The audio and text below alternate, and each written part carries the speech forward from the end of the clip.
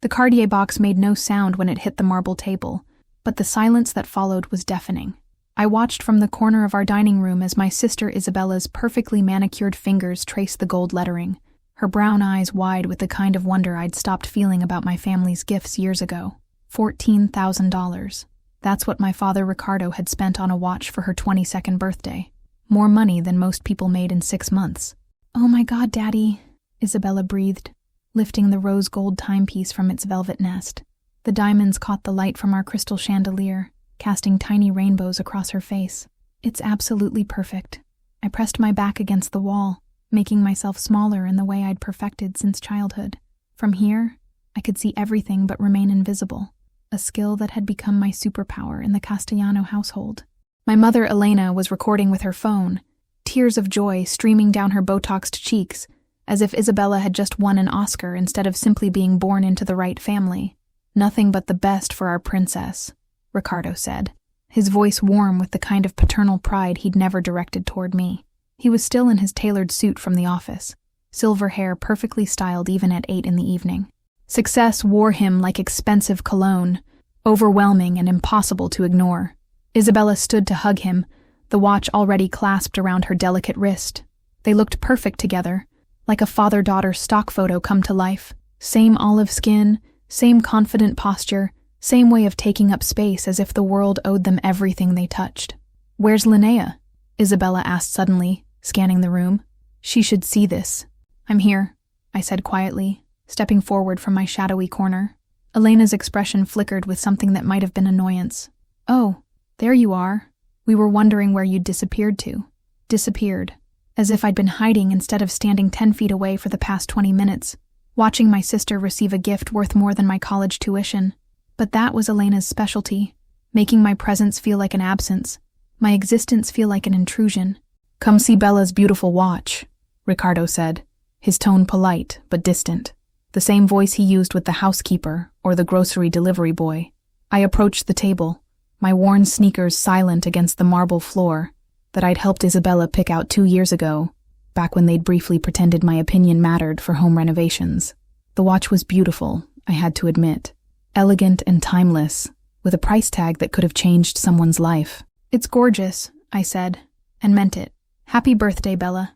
Isabella smiled at me, and for a moment, I caught something in her expression that I couldn't quite read, something almost apologetic. But then Ricardo was pulling out his phone, gesturing for everyone to gather around. "Family photo," he announced. "This moment needs to be captured." They arranged themselves like a painting, Ricardo's hand on Isabella's shoulder, Elena beside them with her arm around Isabella's waist.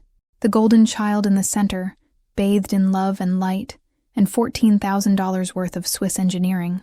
"Linnea, move to the left a bit," Elena said, waving vaguely in my direction. "Actually, you know what? Could you step back? You're creating a shadow." I stepped back, then back again, and again, until I was behind Ricardo's shoulder, partially obscured by his towering frame. "Perfect," he said, holding up his phone. "Say Cartier." The camera clicked, and I knew without looking that I'd been cropped out of another family memory. 24 years of being the daughter who existed in the margins, the footnote to their perfect story, the shadow they never quite managed to eliminate completely. But as they admired the photo on Ricardo's screen, cooing over how beautiful Isabella looked with her new watch, I felt something unexpected bloom in my chest. Not the familiar ache of rejection, or the sharp sting of being forgotten. Instead, I felt something warm and secretive and powerful. I smiled, because while they were celebrating Isabella's $14,000 watch, none of them knew about the document I'd signed 3 days ago. None of them knew about the meetings I'd been taking in Manhattan, or the bank statements I'd been reviewing with my lawyer, or the phone calls that would change everything. None of them knew that in exactly 72 hours, this perfect family portrait would be revealed for the lie it had always been. None of them knew what I had already prepared. "Isn't this the best birthday ever?" Isabella asked, hugging the watch to her chest. "The absolute best," I agreed, my smile growing wider. It really, truly was. The first time I understood that love was not equally distributed in the Castellano family, I was 7 years old. Isabella was 5, and she had just knocked over Elena's favorite crystal vase while chasing our cat through the living room. The sound of shattering glass brought both parents running, But where I expected anger, I found only concern. "Are you hurt, baby?"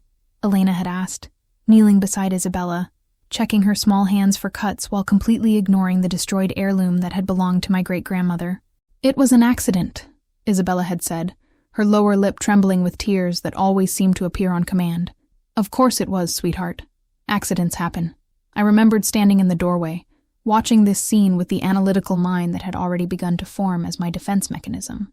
3 months earlier, I had broken a dinner plate while helping clear the table, actually helping, not playing, and had been sent to my room without dinner, while Ricardo lectured me about responsibility and being more careful. The rules, I realized, were different for different daughters. This revelation became my constant companion through childhood, confirmed over and over with the precision of a scientific experiment. When Isabella failed her first-grade spelling test, Elena hired a tutor and blamed the teacher's methods. When I brought home straight A's, it was simply expected.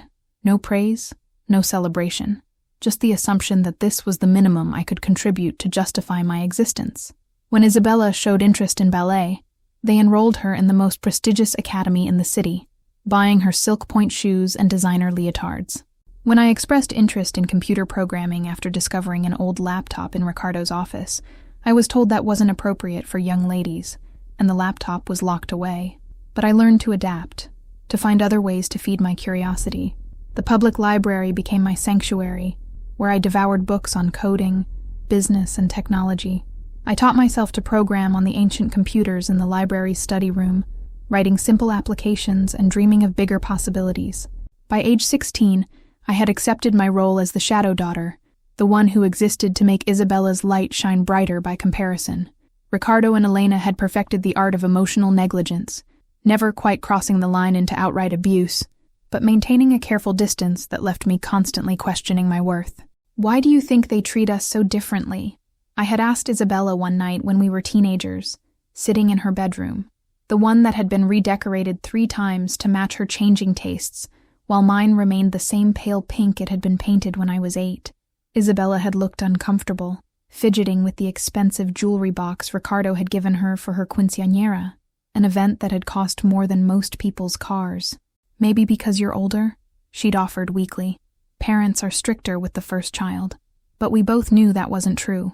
Isabella was treated like precious porcelain, while I was treated like furniture, useful when needed, ignored when not, and easily replaced if broken. The real breaking point came during my senior year of high school. I had been accepted to MIT with a partial scholarship, an achievement that should have made any parent burst with pride. I had worked for months on my application, staying up late to perfect my essay about using technology to solve social problems, teaching myself advanced calculus because my school didn't offer it.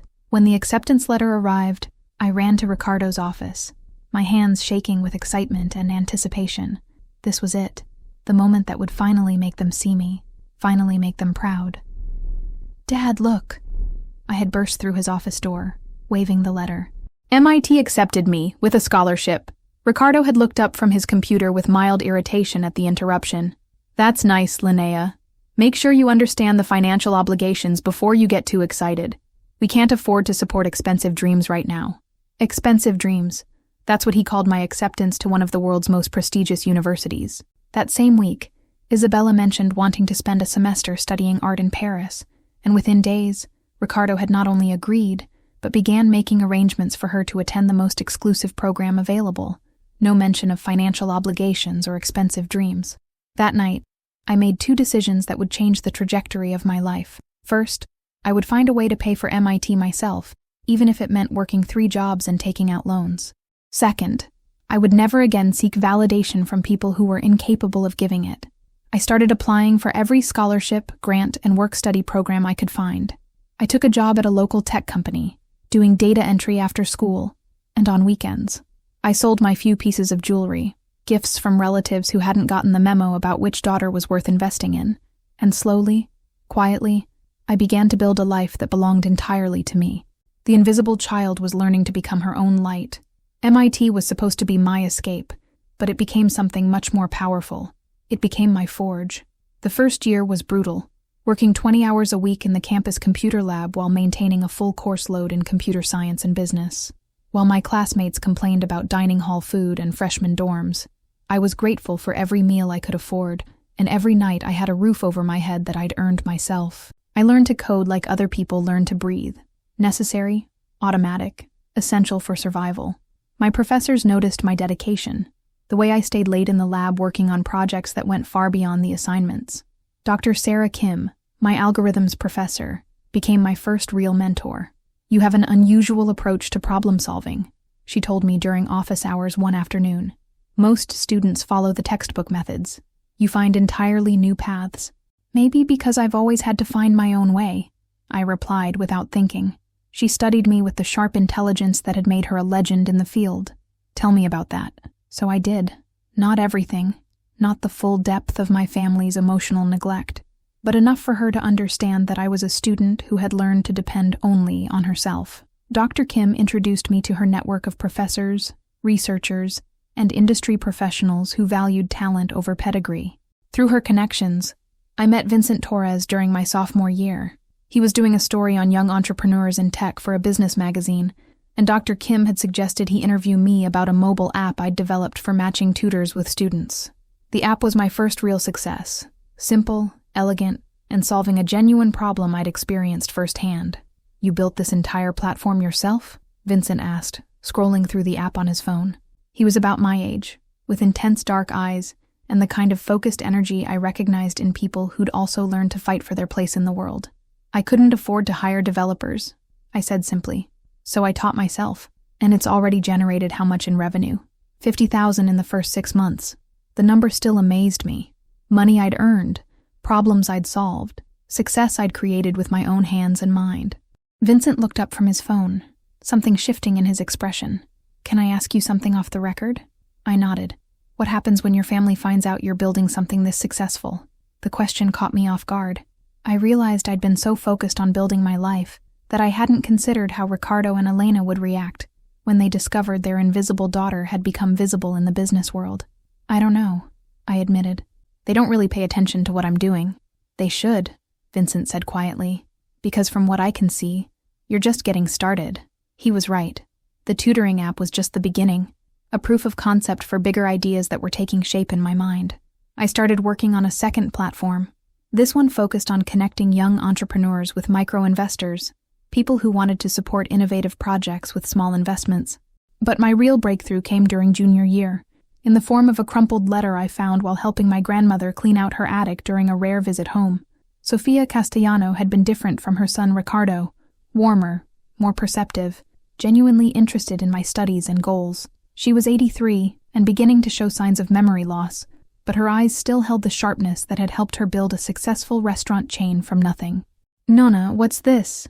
I asked, smoothing out a yellowed envelope that had fallen from a box of old photographs. She squinted at it, her weathered hands shaking slightly as she took the letter. "Oh, that's from my lawyer. About the will. I need to update it, but I keep forgetting." "What about the will?" "Your father thinks everything goes to him when I die," she said, her voice matter of fact.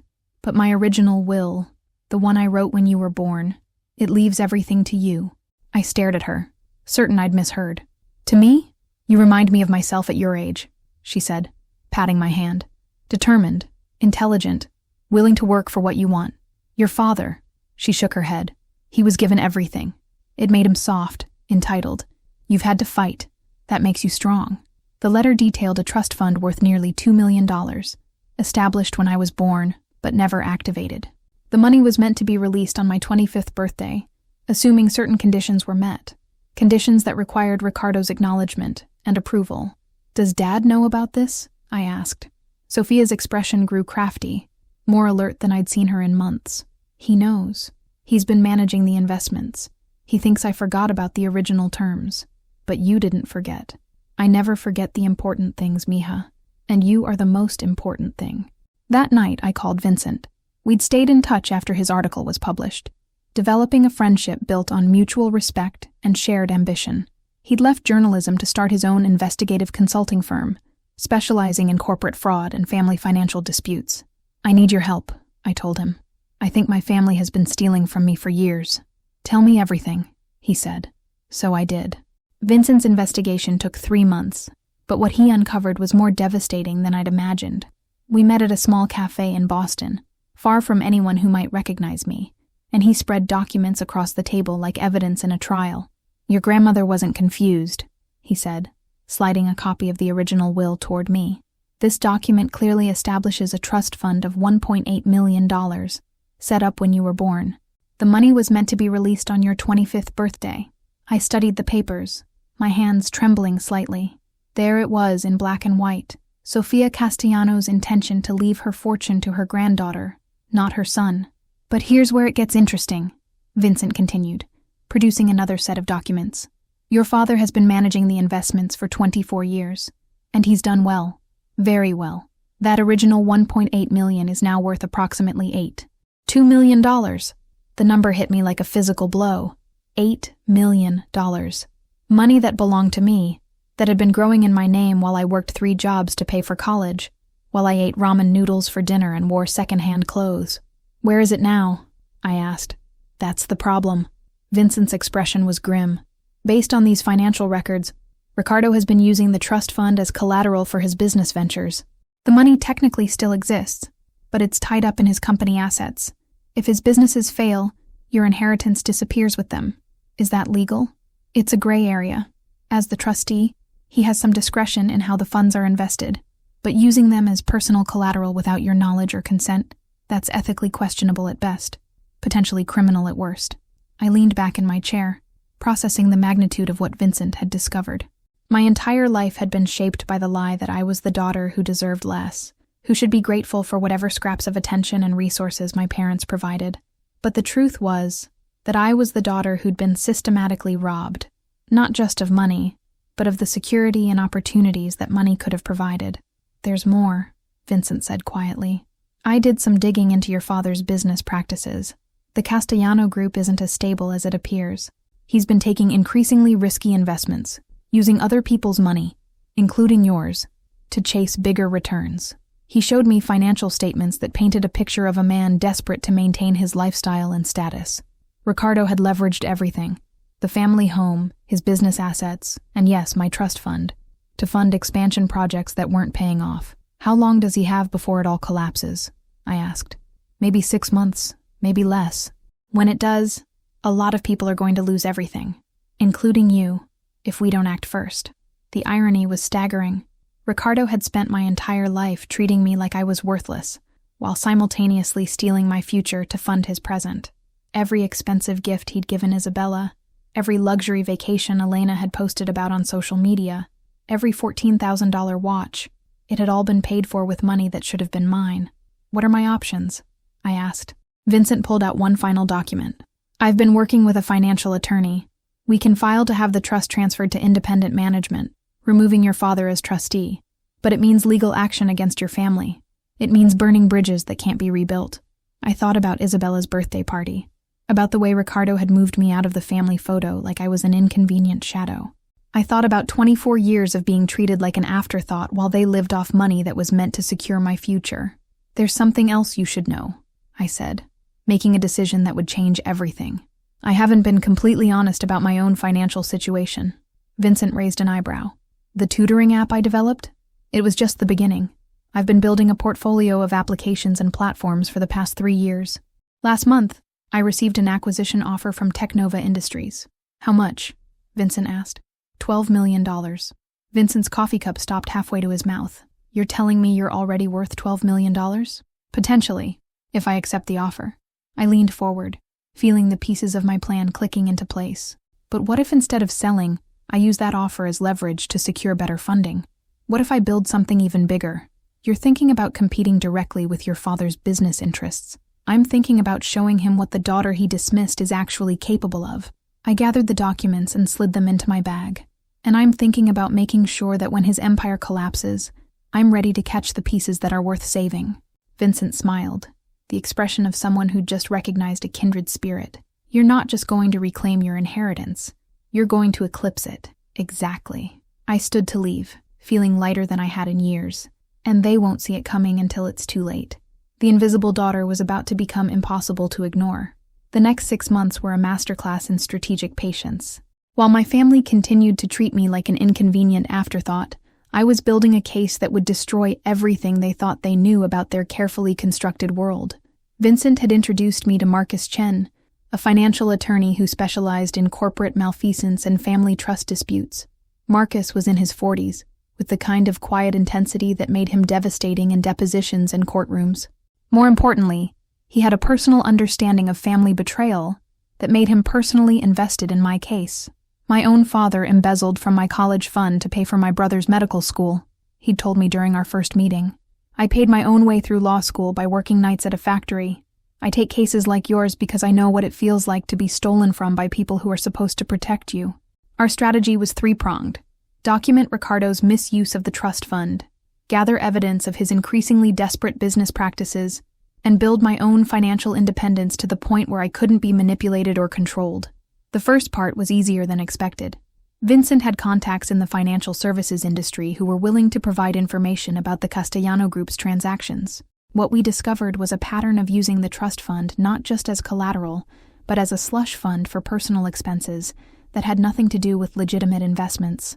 Ricardo had used my money to pay for Isabella's private school tuition, Elena's cosmetic surgeries, luxury vacations to Europe, and even the down payment on their vacation home in the Hamptons. Every privilege they'd enjoyed while telling me we couldn't afford my college expenses had been funded by money that was legally mine. This is enough for criminal charges, Marcus told me, reviewing a particularly damning set of bank transfers. Misappropriation of trust funds, fraud, potentially money laundering depending on how he's been reporting these transactions. I don't want him in prison, I said. I want him to understand what it feels like to lose everything. Revenge isn't justice, Linnea. This isn't revenge. It's consequence. There's a difference. While we built the legal case, I was also building my business empire. The acquisition offer from Technova had been just the beginning. I'd used their interest as leverage to secure better funding from other sources, ultimately declining their offer in favor of maintaining control of my platforms. My second app, Connect Invest, had become even more successful than the tutoring platform. It allowed young entrepreneurs to pitch ideas directly to micro-investors, democratizing startup funding in a way that traditional venture capital couldn't match. Within 6 months, we'd facilitated over $50 million in investments. But my real breakthrough came from an unexpected source. Isabella's boyfriend, Daniel. I'd met him briefly at family dinners, where he was polite but distant, another person who'd been trained to see me as background furniture. But one evening, as I was leaving the house after another uncomfortable family gathering, he followed me outside. Linnea, wait, he called, jogging to catch up with me in the driveway. I wanted to talk to you about something. I turned, surprised. Daniel was conventionally handsome in the way that attracted people like Isabella, tall, well-dressed, with the confident bearing of someone who'd never questioned his place in the world. I know we don't really know each other, he continued, but I've been following your work. The Connect Invest platform is brilliant. You know about that? I asked, genuinely shocked. I work in fintech. Your platform is revolutionizing small-scale investment in ways that big firms are scrambling to copy. He paused, looking almost embarrassed. I actually put together an investment proposal for your next round of funding. You want to invest in my company? I want to partner with you. I've been working on blockchain applications for microtransactions, and I think our technologies could complement each other perfectly. Over the next hour, standing in my family's driveway while they celebrated Isabella's latest achievement inside, Daniel and I discovered a shared vision for transforming how people thought about money, investment, and opportunity. Does Isabella know about this? I asked finally. Daniel's expression became unreadable. Isabella knows more than you might think, about a lot of things. What do you mean? Your sister isn't as oblivious as she pretends to be, Linnea. She's been asking questions about your father's business practices, about where the money for her gifts really comes from. She's been protecting you in ways you don't realize. The revelation hit me like a lightning bolt. What are you talking about? Why do you think your parents always exclude you from family photos? Isabella specifically asks them to. She says it's to keep you out of their social media posts, away from the attention that comes with being associated with your father's business dealings. That's impossible. Is it? When was the last time you were included in any public family events? Any social media posts? Any business functions where people might connect you to the Castellano name? I thought about it, and realized he was right. For years I'd assumed my exclusion was rejection. But what if it had been protection? She's been shielding you, Daniel continued, keeping you separate so that when everything collapses, you won't be caught in the debris. The TechCrunch article came out on a Tuesday morning, with a headline that made my hands shake as I read it on my laptop in my small Boston apartment. Meet Linnea Castellano, the 24-year-old CEO who's revolutionizing fintech with a $47 million company. $47 million. That's what Connect Invest was now valued at, according to the independent assessment that had accompanied our Series B funding round. I stared at the number on my screen, still unable to quite believe it was real. The article detailed everything I'd built over the past 3 years, not just Connect Invest, but the entire ecosystem of platforms and applications I'd developed. The tutoring app had evolved into EduConnect, now used by over 200,000 students across 15 countries. My latest venture, Social Good, allowed people to fund community improvement projects through micro-donations, and had already facilitated over $10 million in grassroots funding. But the real bombshell was buried in the middle of the article. Ms. Castellano's success is even more remarkable considering she built her empire while putting herself through MIT, often working 60-hour weeks while maintaining a perfect GPA. I learned early that if I wanted something, I had to create it myself, she says. No one was going to hand me anything. The journalist had been thorough, interviewing Dr. Kim, several of my business partners, and even some of my former professors. What emerged was a portrait of someone who'd built something extraordinary through sheer determination and brilliant strategic thinking. My phone started ringing at 8 a.m. and didn't stop.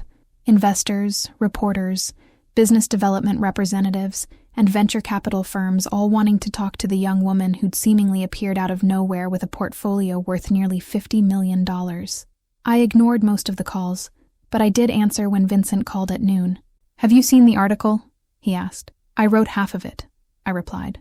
"You didn't think I'd let a story about my business empire come out without controlling the narrative, did you?" Vincent laughed. "You coordinated this. The timing, the valuation announcement, everything. I learned from watching my father. He's always understood that perception shapes reality. The difference is that my success is actually real. And your family? Have they seen it yet?" I glanced at my phone, which showed 17 missed calls from Elena and 9 from Ricardo. "I think they're starting to. What's your next move?" "Tonight's Isabella's college graduation party. The whole family will be there, plus all of Ricardo's business associates and Elena's social circle. I think it's time for the invisible daughter to make an appearance." That evening, I stood in front of my closet choosing an outfit with the same careful consideration a general might use to select battle armor. I finally settled on a navy blue dress that was elegant but understated, paired with the watch my grandmother had given me for my own college graduation, a simple Omega that had belonged to my grandfather. The Castellano house was blazing with lights when I arrived, catered servers moving efficiently between clusters of well-dressed guests who represented the cream of our city's social and business elite. I recognized several faces from the business journals I read religiously, people whose companies I now competed with, whose attention I could command if I chose to. I found Isabella in the garden, surrounded by friends and admirers, looking radiant in a white dress that probably cost more than most people's monthly salary. When she saw me approaching, her expression shifted to something I couldn't quite read. "Linnea," she called out, breaking away from her group. "I wasn't sure you'd come. Wouldn't miss it," I said, hugging her genuinely. "Congratulations on graduating." "Thank you." "And congratulations on..." She gestured vaguely, and I realized she'd seen the article. "On everything. I had no idea you were building all of that." "I learned to keep my achievements to myself," I said carefully. It seemed safer that way. Isabella's eyes filled with something that might have been tears. "Linnea, there are things you don't understand, things I couldn't tell you before. But now..." "Ms. Castellano?" A voice interrupted us. I turned to see a man in an expensive suit approaching with the predatory smile I'd learned to recognize in people who smelled opportunity. "Robert Harrison, Harrison Capital. I read the TechCrunch piece about your company. Fascinating work. Thank you," I replied politely. "I have to ask, any relation to Ricardo Castellano? He's done some excellent work in real estate development." I felt Isabella tense beside me, and suddenly understood what Daniel had meant about protection. For years, my family had kept me separate from their business world not out of shame, but to keep me free from the obligations and expectations that came with the Castellano name. "He's my father," I said simply. Robert's expression shifted, recalculating. "How wonderful to have entrepreneurship run in the family.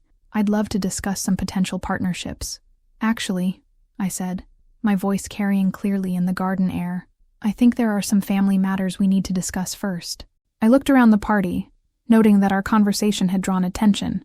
Ricardo stood near the terrace, a glass of whiskey in his hand, watching me with an expression I'd never seen before. It was time. The family meeting took place in Ricardo's study at midnight, after the last guests had finally left Isabella's graduation party. The room smelled of leather and expensive whiskey, lined with books that Ricardo had bought by the yard to project intellectual sophistication.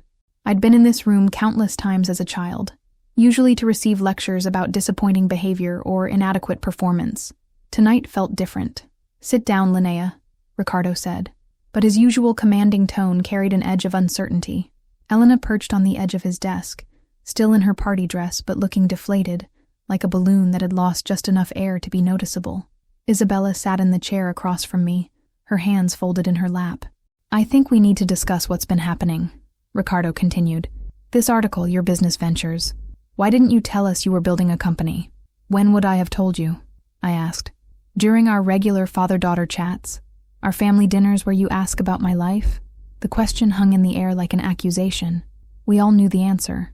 "You could have come to me for investment capital," Ricardo said, "for business advice. I could have helped you avoid mistakes." "Could you?" I opened my laptop and pulled up the financial documents Vincent and Marcus had compiled. "Because according to these records, you've been making quite a few mistakes with money that doesn't belong to you." I saw Elena flinch, but Ricardo's expression remained carefully neutral. "I don't know what you're talking about. I'm talking about my trust fund, the one grandmother established when I was born, the one you've been using as your personal piggy bank for 24 years. The silence that followed was deafening. Isabella looked genuinely shocked, her eyes wide as she stared at her father. "Dad," she said quietly, "is that true?" "It's complicated," Ricardo began, but I cut him off. "It's really not. You were appointed trustee of a fund meant to secure my future, and you've been using that money to fund your lifestyle and business ventures. Every private school tuition payment, every vacation, every expensive gift you've given this family, you paid for it with money that was supposed to be mine." I turned to Isabella. "That $14,000 watch you're wearing? Paid for with money from my trust fund." Isabella's hand flew to the Cartier watch, as if it had suddenly caught fire. "I didn't know," she whispered. "Of course you didn't know. None of us were supposed to know." Ricardo thought grandmother would never remember the original terms of the will, thought he could manage the money indefinitely without anyone asking questions. "Where did you get this information?" Elena demanded, her voice sharp with panic. "I hired investigators, lawyers, people who specialize in uncovering financial fraud." I closed my laptop and leaned back in my chair. "Would you like to know what else they found?" Before anyone could answer, there was a soft knock on the study door. Diego, our family's driver for the past 15 years, entered carrying a silver tray with coffee. "I thought you might need refreshments for your late meeting," he said quietly, setting the tray on the side table. "Thank you, Diego," I said. "But actually, could you stay? I think you have something to add to this conversation." Ricardo looked confused. "Linnea, this is a family matter. Diego has been more family to me than any of you," I said simply. "And he has information that's relevant to this discussion." Diego straightened, his weathered face calm but determined. "Mr. Ricardo, I think it's time to tell the truth." "About what?" Ricardo's voice was dangerous now, the tone he used when his authority was being challenged. "About Mrs. Sophia's instructions, about what she asked me to do before she died." The room went completely silent. Diego had been my grandmother's driver before he'd worked for our family, and I'd always sensed there was more to his presence in our household than simple employment. "Mrs. Sophia knew about the trust fund," Diego continued. "She knew you were using the money for your own purposes. She asked me to watch over Miss Linnea, to make sure she was safe, and to help her when the time came to claim what was rightfully hers." "You've been spying on our family?" Elena's voice was shrill with indignation. "I've been protecting the person who most needed protection," Diego replied calmly. "Mrs. Sophia was very specific about her wishes." I reached into my bag and pulled out an envelope that Diego had given me earlier that evening. She left instructions, very detailed instructions about what should happen when I turned 25. I opened the envelope and read aloud. "To my beloved granddaughter Linnea, by the time you read this, you will have discovered the truth about your trust fund and your father's management of it. I want you to know that I have been watching, and I am proud of the woman you have become despite the obstacles placed in your path." My voice caught slightly as I continued. You have proven that you don't need their money to succeed, but it belongs to you nonetheless. Diego has additional documents that will help you reclaim what is yours. But more importantly, he has been documenting evidence of your father's business practices that may help you protect others from similar harm. I looked up at Ricardo, whose face had gone pale. Grandmother didn't just leave me money. She left me the tools to hold you accountable. The federal investigation began exactly 3 weeks after our midnight family meeting. I learned about it the same way everyone else did, from the morning news broadcast that showed FBI agents carrying boxes of documents out of the Castellano Group offices downtown. This is Channel 7 News with breaking coverage of an ongoing federal investigation into alleged financial fraud and money laundering at the Castellano Group, a prominent real estate development company, the anchor announced as I watched from my Boston apartment. Sources close to the investigation tell us that agents are executing search warrants as part of a months-long probe into the company's business practices. I muted the television and called Vincent. "How long do we have before they connect this to you?" he asked without preamble. "They won't. I've been very careful to keep my involvement with the investigation completely documented and legal. Everything I provided to the authorities came through proper channels, with full transparency about my relationship to the family. And your family? Have they figured out that you're the source?" Ricardo's not stupid. He knows the timing isn't coincidental. I walked to my window, looking out at the Boston skyline where I'd built my new life. But proving it and doing something about it are two different things. The investigation moved with the methodical precision of a federal agency that had built an airtight case. Over the next week, details emerged that painted a picture of systematic fraud stretching back nearly a decade. Ricardo had been using investor money for personal expenses, manipulating financial reports to hide losses, and yes, misappropriating funds from family trust accounts. But the most damaging revelation came from an unexpected source: Elena. According to news reports, she had approached federal investigators with a cache of documents that detailed Ricardo's increasingly desperate attempts to cover his tracks. Bank statements, email correspondence, and recorded phone conversations that showed a man willing to do anything to maintain his lifestyle and reputation. I was in a meeting with potential investors when Marcus called with the update. "Your mother filed for divorce this morning," he said. "She's claiming she was unaware of the extent of your father's illegal activities and is cooperating fully with investigators."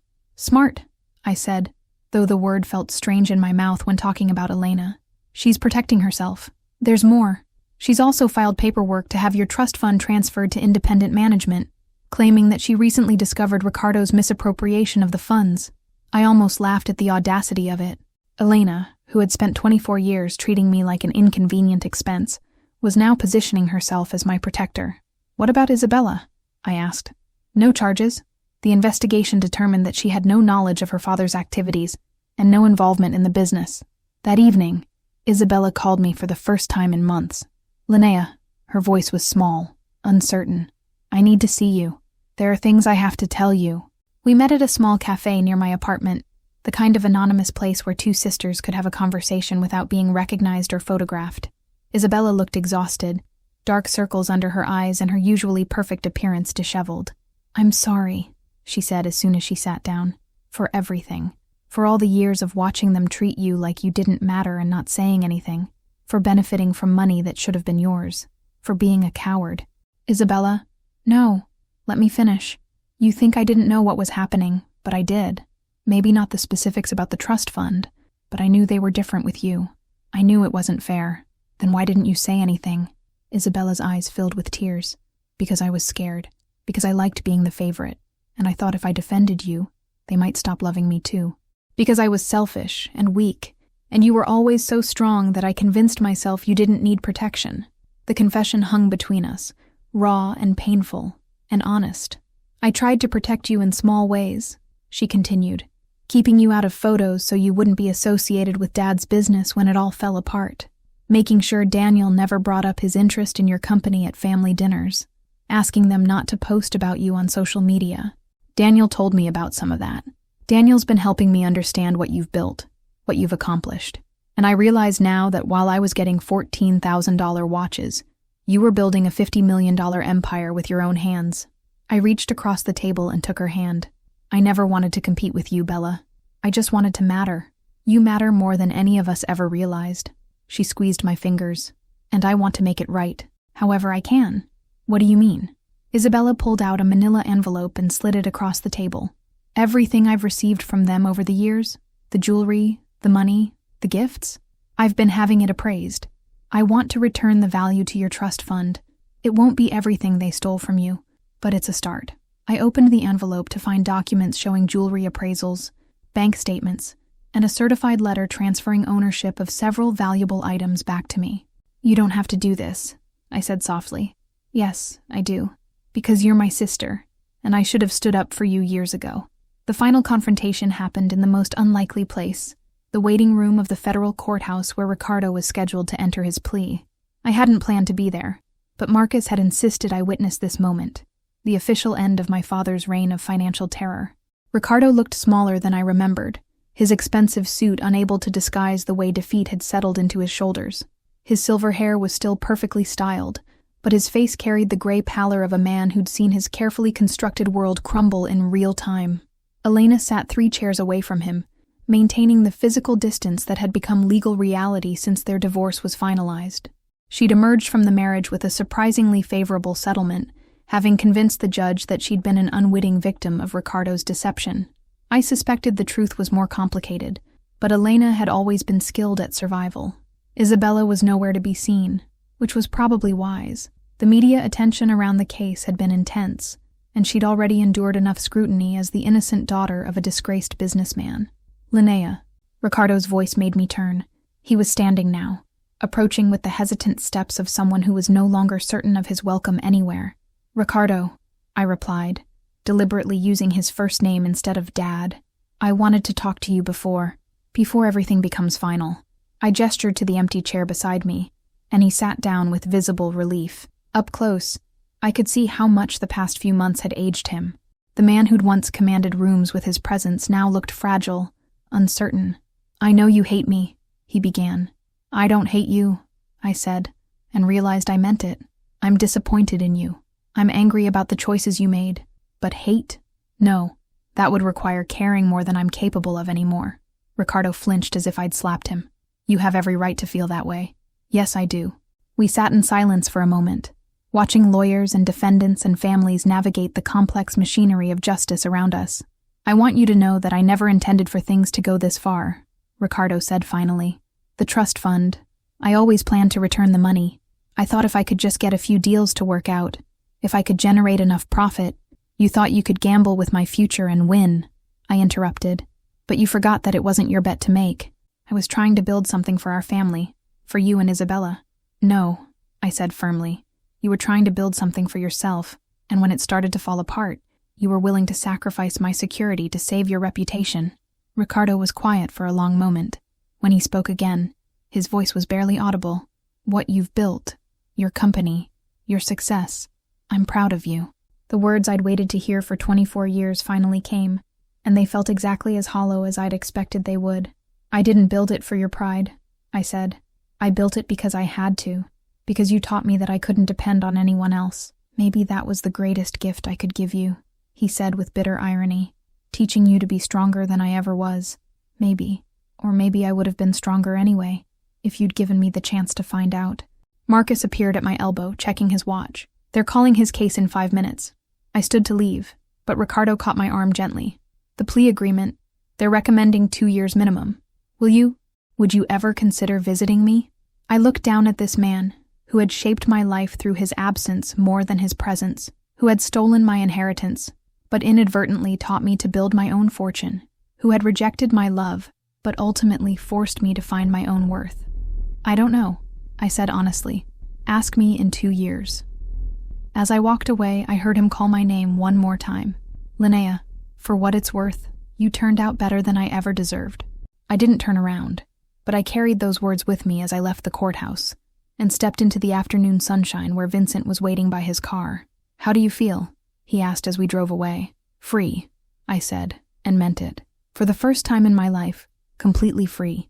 And now what? I thought about Isabella, who was rebuilding her life with the kind of honesty our family had never practiced. I thought about Elena, who was learning to support herself for the first time in decades. I thought about my company, which was growing beyond my wildest expectations, and about the scholarship fund I was establishing to help other young women build their own empires from nothing. Now I get to find out who I am when I'm not fighting against them, I said. Now I get to be the daughter I was always meant to be. Mine. The courthouse disappeared in the rearview mirror, and I didn't look back. 3 years later, I stood in the ballroom of the Four Seasons Hotel, wearing a midnight blue gown that had cost more than my family's monthly grocery budget during my childhood. Around me, 500 of the most influential people in business and technology had gathered for the annual Tech Forward Gala, an event that raised money for educational programs in underserved communities. I was the keynote speaker. 5 years ago, I said into the microphone, my voice carrying clearly through the elegant space. I was a college student working 3 jobs to pay my tuition, sleeping 4 hours a night, and surviving on determination and instant ramen.